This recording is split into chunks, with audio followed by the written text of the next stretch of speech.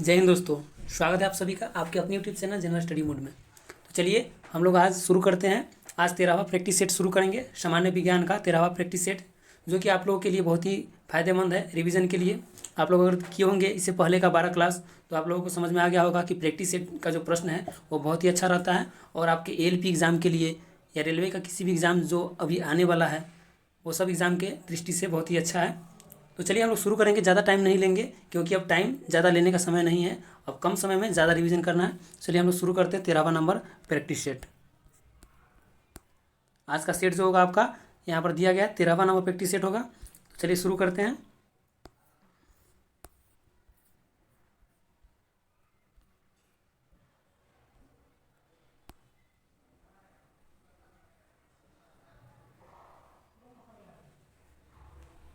चलिए पहला प्रश्न आपके सामने है। पहला प्रश्न है आपका, निम्नलिखित में से कौन एक यौगिक नहीं है। निम्नलिखित में से कौन एक यौगिक नहीं है। तो यहाँ पर देखेंगे यौगिक नहीं है, यानी कि यौगिक जो होता है उसका क्या होता है, रासायनिक सूत्र होता है, और जो यौगिक नहीं रहता है उसका कोई सूत्र नहीं होता है। यहाँ पर देखेंगे चीनी जो है क्या है, ये यौगिक है। साधारण लवण यानी कि सोडियम क्लोराइड ये भी यौगिक है, और प्लास्टर ऑफ पेरिस ये भी यौगिक है। कौन सा नहीं होगा इसमें ऑप्शन हो जाएगा डी हो जाएगा। ऑप्शन डी हो जाएगा हीरा। हीरा यौगिक नहीं है। अगला प्रश्न देखेंगे। अगला प्रश्न आपका 2 नंबर। दोनों प्रश्न है, अफीम प्राप्त किया जाता है। अफीम जो है वो प्राप्त किया जाता है किस पेड़ से प्राप्त किया जाता है। इसका आंसर क्या हो जाएगा, ऑप्शन डी हो जाएगा, पापावर सोमनीफेरम से प्राप्त किया जाता है। पापावर सोमनीफेरम से प्राप्त किया जाता है। अगला प्रश्न देखेंगे। अगला प्रश्न आपका 3 नंबर। 3 नंबर प्रश्न है, बीज अंकुरण के दौरान निम्न में से क्या घटित होता है। यानी कि जब बीज का अंकुरण किया जाता है, अंकुरित होता है बीज, तो उसमें कौन सी घटना होती है। इसका आंसर हो जाएगा ऑप्शन डी हो जाएगा, ऊष्मा का इसमें विमोचन होता है। क्या होता है, ऊष्मा का विमोचन होता है। आप लोग अच्छे से सुनिएगा क्लास को, ताकि आप लोगों को अगर जो याद होगा वो अच्छे से याद हो जाएगा, रिवीजन हो जाएगा, और जो अगर नहीं होगा पता, जो अगर प्रश्न पहली बार अगर देख रहे हैं तो वो अच्छे से सुनिएगा तो आपको याद हो जाएगा। चलिए अगला प्रश्न देखेंगे। अगला प्रश्न है आपका 4 नंबर। 4 नंबर प्रश्न है आपका कि पक्षियों की उत्पत्ति होती है। पक्षियों की जो उत्पत्ति हुई है वह किससे हुई है। इसका आंसर क्या हो जाएगा, ऑप्शन बी, सरीसृप से। सरीसृप वर्ग से हुआ है। अगला प्रश्न आपका 5 नंबर।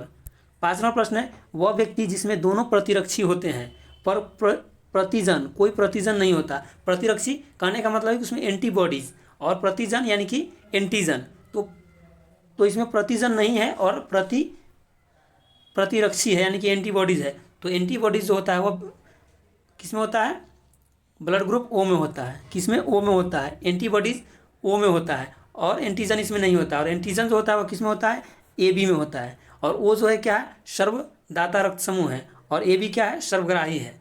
इसका आंसर क्या हो जाएगा, ऑप्शन डी हो जाएगा। अगला प्रश्न। अगला प्रश्न है आपका, रेडियो एक्टिव पदार्थ द्वारा क्या नहीं उत्सर्जित होता है। रेडियो एक्टिव पदार्थ के द्वारा क्या उत्सर्जित नहीं होता है। इसका आंसर क्या हो जाएगा, इसका आंसर हो जाएगा ऑप्शन डी हो जाएगा। इससे रेडियो एक्टिव पदार्थ से अल्फा किरण, बीटा किरण, पॉजिट्रॉन और गामा किरण ये सब क्या होता है, इससे उत्सर्जित होता है, लेकिन प्रोटॉन नहीं होता है। अगला प्रश्न है आपका 7 नंबर। 7 नंबर प्रश्न है आपका, पदार्थ का जड़त्व किस भौतिक राशि का माप बताता है। यानी जड़त्व जो है वह किस भौतिक राशि का माप बताता है। इसका आंसर हो जाएगा ऑप्शन सी हो जाएगा, द्रव्यमान का, यानी कि द्रव्यमान को बताता है, द्रव्यमान के माप को बताता है। अगला प्रश्न है आपका 8 नंबर। 8 नंबर प्रश्न है आपका, जी का मान क्या होता है।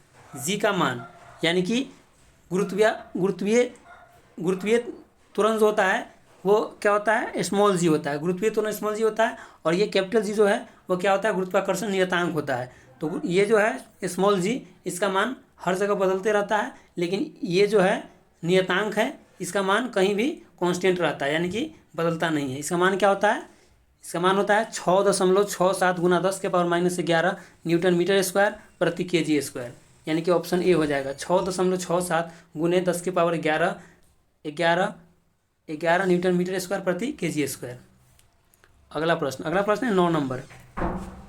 9 नंबर प्रश्न है आपका, पृथ्वी के द्रव्यमान की गणना सर्वप्रथम किस वैज्ञानिक ने किया था। पृथ्वी के द्रव्यमान की गणना सर्वप्रथम हेनरी क्वेंडिस के द्वारा किया गया था। किसके द्वारा, हेनरी क्वेंडिस के द्वारा। अगला प्रश्न देखेंगे। अगला प्रश्न आपका 10 नंबर।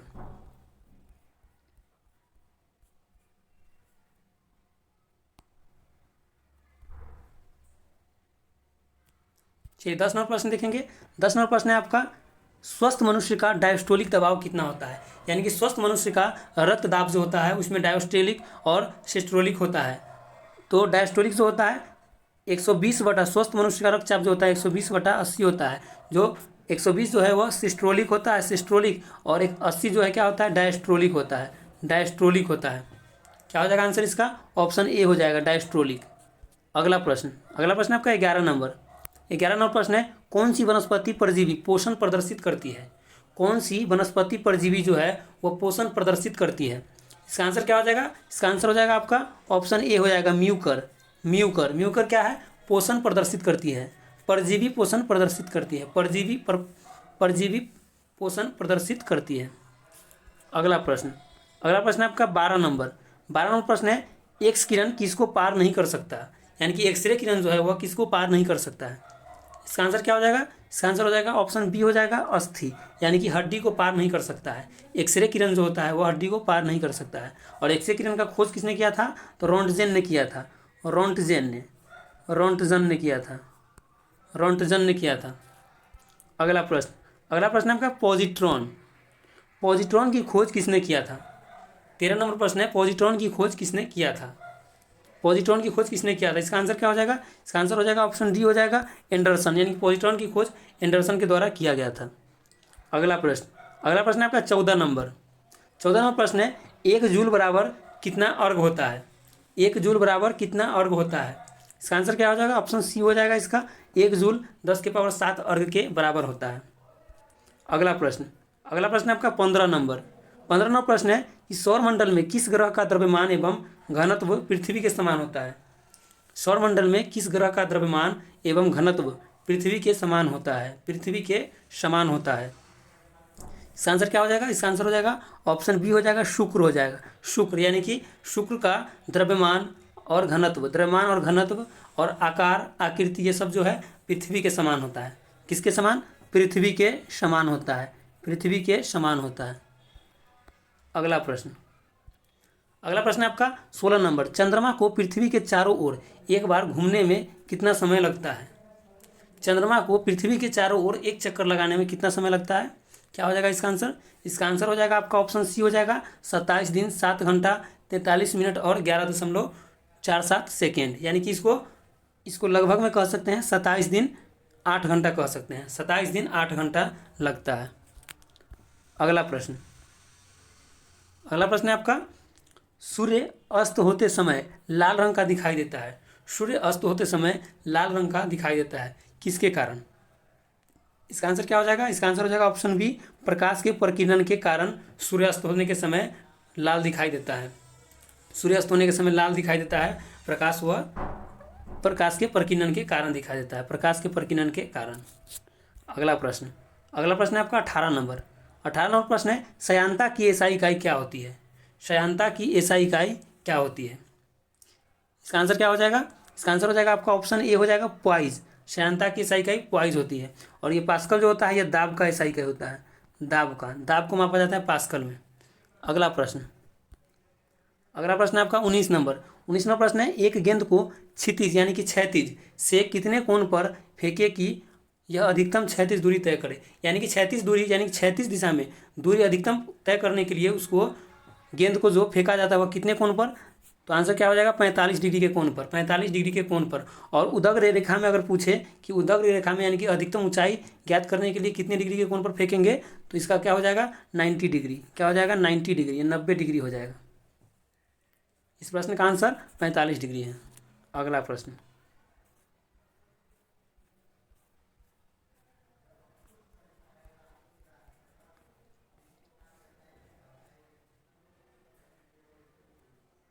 अगला प्रश्न है 20 नंबर। सबसे अधिक प्रत्यास्थता का गुण किसमें होता है।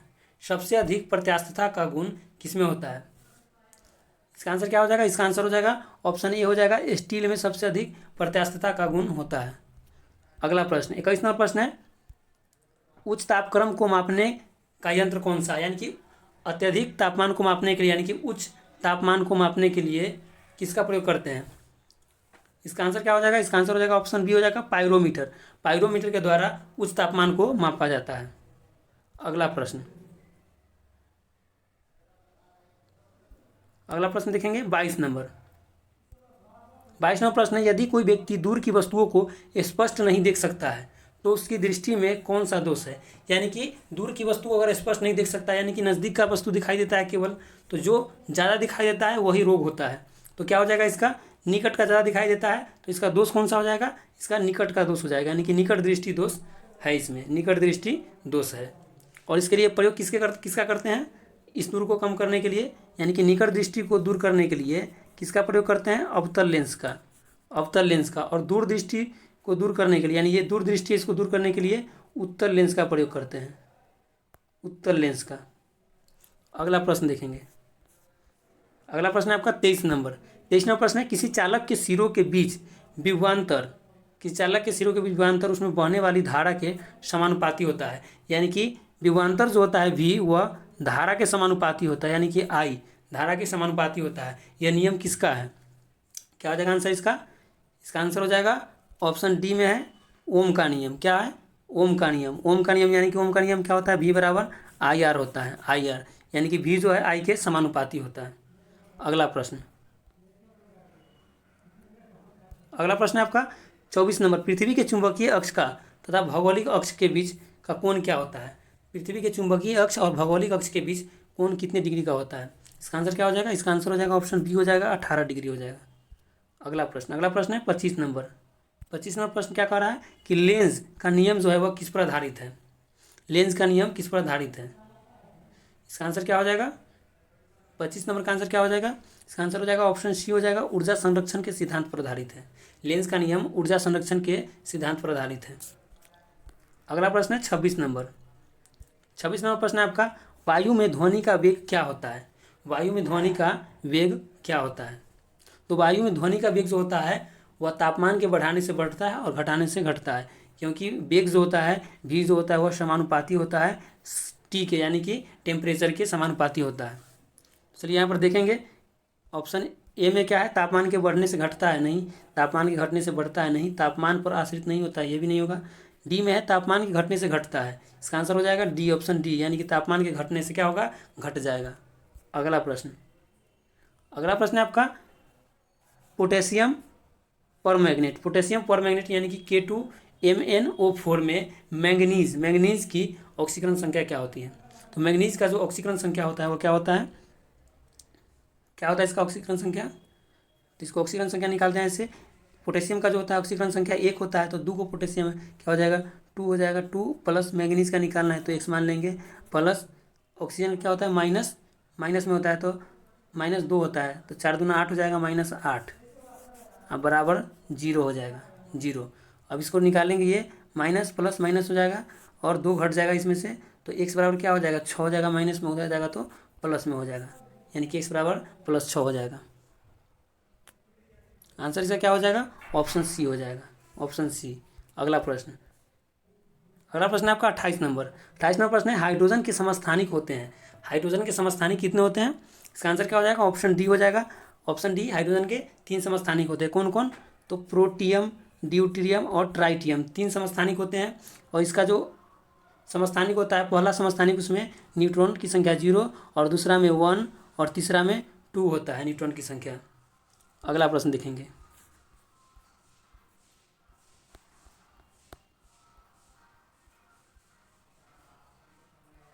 चलिए 29 नंबर प्रश्न देखेंगे। अब 29 नंबर प्रश्न है आपका, सल्फर का अणुसूत्र क्या होता है। सल्फर का अणुसूत्र क्या होता है, इसका आंसर क्या हो जाएगा, ऑप्शन बी हो जाएगा। सल्फर का अणुसूत्र S8 होता है और यह क्या है, बहुपरमाणविक है, क्या है, बहुपरमाणविक है। अगला प्रश्न, अगला प्रश्न है आपका 30 नंबर। 30 नंबर प्रश्न है, जर्मन सिल्वर किसका मिश्र धातु है। जर्मन सिल्वर किसका मिश्र धातु है, इसका आंसर क्या हो जाएगा आपका, यह जस्ता, तांबा और निकेल का मिश्र धातु है, ऑप्शन सी हो जाएगा, जस्ता, तांबा और निकेल का मिश्र धातु है। जर्मन सिल्वर जस्ता, तांबा और निकेल का मिश्र धातु है। अगला 31 नंबर, लोहे का शुद्धतम रूप क्या होता है। लोहे का शुद्धतम रूप क्या होता है, इसका आंसर क्या हो जाएगा, इसका आंसर हो जाएगा आपका ऑप्शन डी हो जाएगा, रॉट आयरन जो होता है लोहे का शुद्धतम रूप होता है, रॉट आयरन। अगला प्रश्न है 32 नंबर। 32 नंबर प्रश्न है, बेकिंग सोडा। बेकिंग सोडा और ऑप्शन में दिया गया है रासायनिक नाम, तो यहाँ पर देखें कि बेकिंग सोडा का रासायनिक नाम क्या होता है, सॉरी रासायनिक सूत्र दिया गया है और नाम क्या होता है वो भी जान लेंगे। बेकिंग सोडा का रासायनिक नाम होता है सोडियम हाइड्रोजन कार्बोनेट या सोडियम बाइकार्बोनेट होता है। तो यहाँ ऑप्शन में देखेंगे, ऑप्शन बी में है आपका sodium hydrogen carbonate, sodium hydrogen carbonate. अगला प्रश्न, अगला प्रश्न है आपका 33 नंबर, निम्नलिखित में से कौन नाइट्रोजन युक्त उर्वरक नहीं है, नाइट्रोजन युक्त उर्वरक नहीं है। 33 का आंसर क्या हो जाएगा, इसका आंसर हो जाएगा ऑप्शन डी हो जाएगा सुपर फॉस्फेट। सुपर फॉस्फेट जो है वह नाइट्रोजन युक्त उर्वरक नहीं है, क्योंकि कैल्शियम अमोनियम नाइट्रेट में क्या होता है, अमोनियम में नाइट्रोजन होता है और यूरिया में भी नाइट्रोजन होता है और कैल्शियम साइनाइड में भी नाइट्रोजन होता है। आंसर हो जाएगा इसका ऑप्शन डी सुपर फॉस्फेट। अगला प्रश्न, अगला प्रश्न है आपका 34 नंबर, किस संश्लेषित रेशा को कृत्रिम सिल्क के नाम से भी जाना जाता है, किस संश्लेषित रेशा को कृत्रिम सिल्क के नाम से जाना जाता है। इसका आंसर हो जाएगा ऑप्शन बी हो जाएगा रेयॉन। क्या हो जाएगा, रेयॉन हो जाएगा। अगला प्रश्न है आपका 35 नंबर, 35 नंबर प्रश्न है, जंतु कोशिका में नहीं पाया जाता है, जंतु कोशिका में क्या नहीं पाया जाता है। ऑप्शन ए में सेंट्रोसोम, बी में माइटोकॉन्ड्रिया, सी में प्लाज्मा मेम्ब्रेन और डी में सेलुलोज। क्या हो जाएगा, यह समझने वाला प्रश्न है, क्योंकि यहाँ सेलुलोज जो दिया गया है इसका तो आंसर पहले सेलुलोज हो जाएगा, लेकिन फिर समझ लेते हैं। सेलुलोज जो होता है पादप कोशिका में होता है और वह पादप कोशिका जो कोशिका भित्ति बना होता है वह सेलुलोज का बना होता है। और यहाँ पर पूछा जा रहा है कि जंतु कोशिका में नहीं पाया जाता है, तो ये सेलुलोज जो है वो केवल पादप कोशिका में पाया जाता है, तो यही नहीं पाया जाता है और बाद बाकी सब जंतु कोशिका में पाया जाता है। सेंट्रोसोम, प्लाज्मा मेम्ब्रेन, माइटोकॉन्ड्रिया ये सब पाया जाता है। अगला प्रश्न देखेंगे,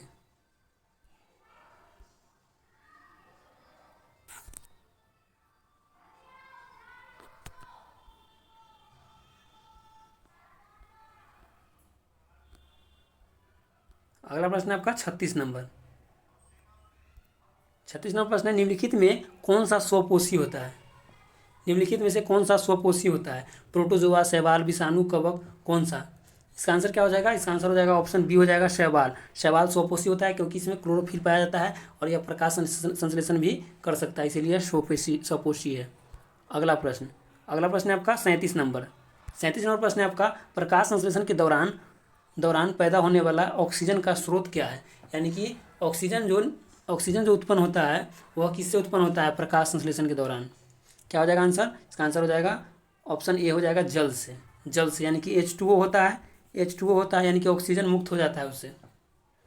अगला प्रश्न, अगला प्रश्न है आपका 38 नंबर, 38 नंबर प्रश्न है आपका, पीत निम्नलिखित में से कहाँ स्रावित होता है, पीत निम्नलिखित में से किसमें स्रावित होता है। इसका आंसर क्या हो जाएगा, पीत जो स्रावित होता है वह यकृत से होता है और जमा कहाँ पर रहता है, पित्ताशय में, पित्ताशय में जमा रहता है। और यकृत जो है क्या है, मानव शरीर का सबसे बड़ी ग्रंथि है और अग्नाशय क्या है, अग्नाशय सेकेंड सबसे बड़ी ग्रंथि है, दूसरा सबसे बड़ी ग्रंथि है। अगला प्रश्न, अगला प्रश्न है आपका 39 नंबर, रक्त का कौन सा अवयव शरीर के अंगों को ऑक्सीजन पहुंचाता है, शरीर के अंगों को ऑक्सीजन पहुंचाता है। इसका आंसर क्या हो जाएगा, इसका आंसर हो जाएगा ऑप्शन बी हो जाएगा आरबीसी, आरबीसी के द्वारा शरीर को रक्त पहुंचाया जाता है। अगला प्रश्न,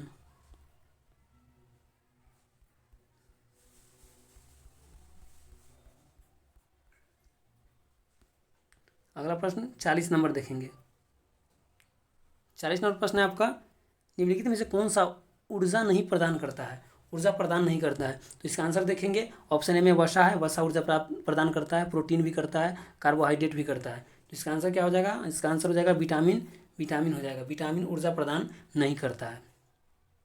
अगला प्रश्न, अगला प्रश्न है आपका, हृदय का पहला प्रतिस्थापन किसके द्वारा किया गया था, हृदय का पहला प्रतिस्थापन जो है वह किसके द्वारा किया गया था। इसका आंसर हो जाएगा ऑप्शन डी हो जाएगा क्रिश्चियन बर्नार्ड के द्वारा, क्रिश्चियन बर्नार्ड के द्वारा हृदय का पहला प्रत्यारोपण किया गया था। अगला है 42 नंबर, 42 नंबर प्रश्न है आपका, आरबीसी का जीवन काल क्या होता है, आरबीसी का जीवन काल कितने दिनों का होता है। इसका आंसर हो जाएगा ऑप्शन डी हो जाएगा 20 से 120 दिन का जीवन काल उसका होता है। नेक्स्ट प्रश्न है आपका 43 नंबर, 43 नंबर प्रश्न है आपका, अंग्रेजी भाषा के समान उच्च स्तरीय कंप्यूटर भाषा कौन सा है, यानी कि अंग्रेजी भाषा के समान कंप्यूटर के क्षेत्र में उच्च स्तरीय भाषा कौन सा है। इसका आंसर हो जाएगा ऑप्शन ए हो जाएगा फोटरॉन हो जाएगा, फोटरॉन हो जाएगा, फोटरॉन हो जाएगा, फोटरॉन। अगला प्रश्न, अगला प्रश्न है आपका 44 नंबर। किस विटामिन में कोबाल्ट पाया जाता है? किस विटामिन में कोबाल्ट पाया जाता है? इसका आंसर क्या हो जाएगा? इसका आंसर हो जाएगा ऑप्शन बी हो जाएगा, विटामिन B12 में, विटामिन B12 में। अगला प्रश्न है आपका 45 नंबर। 45 नंबर प्रश्न है चुंबकीय क्षेत्र का मात्रक क्या होता है? चुंबकीय क्षेत्र का मात्रक क्या होता है? इसका क्या हो जाएगा आंसर? इसका आंसर हो जाएगा ऑप्शन ए गॉस। चुंबकीय क्षेत्र का मात्रक जो होता है वह गॉस होता है। अगला प्रश्न है आपका 46 नंबर। 46 नंबर है पौधों को रोग प्रतिरोधक क्षमता प्रदान करने वाला तत्व कौन सा है? पौधे को जो रोग प्रतिरोधक क्षमता जो प्रदान करता है वह कौन करता है, कौन सा तत्व करता है?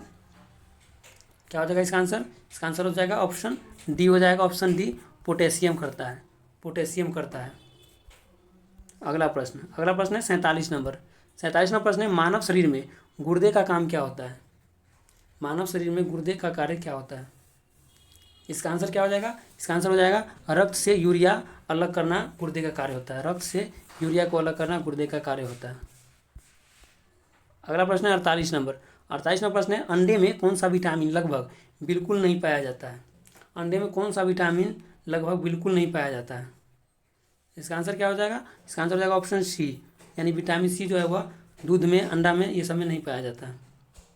अगला प्रश्न है आपका 49 प्रश्न है हम तारों को टिमटिमाते हुए देख पाते हैं क्यों?